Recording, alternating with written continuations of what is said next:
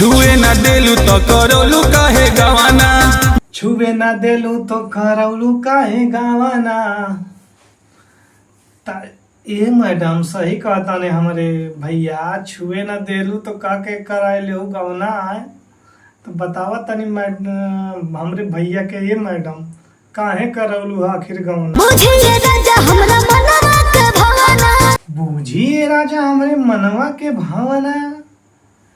काहे का मतलब का बा तुम्हारे मैडम, तोहर मनवा में का चला त खोल के बताइबू तब तो हमरे भैया बुझिए। गौना कराए के बाद बेचारू को मिली ना तो तड़पबे करिए, कहबे करिए तू कहा तो कि बूझी ना। मतलब एकरे पीछे कुछ तो राज बा, खोला। खाली मजा लेके उठ के चुसइए भैया कहत हम खाली मजा लिका उठ के चुसइए, मतलब उठवा चुसावत है।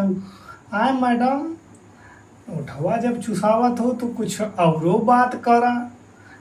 हमरे भैया के श्रद्धा पुरा दा, अपन खोल के दे दा। का भैया लोगन सही कहता नहीं। छोड़ी सैया छोड़ी सैया छोड़ी सैया छोड़ी सैया। मैडम तोहार तकलीफ का बा, तनी खुल के बतावा, हमहू लोगन जानी आई।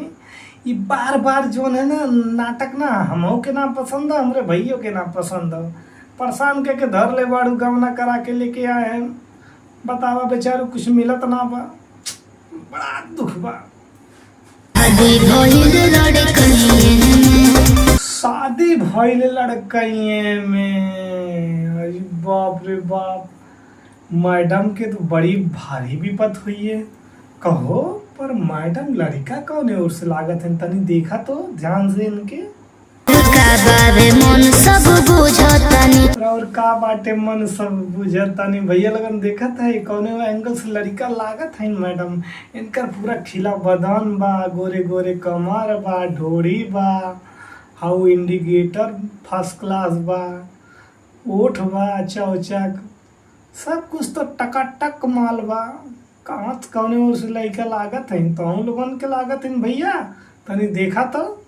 काहे धके कमरिया सुततानी, देखला भैया मैडम कहा तनी कहाँ धके कमरिया सुता तनी। गाय के चक्कर में अपन कमरिया दिखावा तनी। मैडम तू तो नंबर 1 के बाटू माल।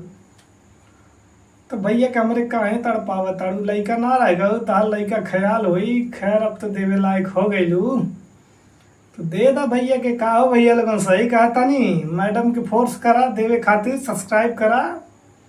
देखा थी जितना सब्सक्राइबर आई है तितना जनी चाहिए कि मैडम दें जरूर, और जितना लाइक आई है मैडम के फिगर देख के लाइक कर दिया। का भैया लोगन सही कहा था नहीं। धन्यवाद।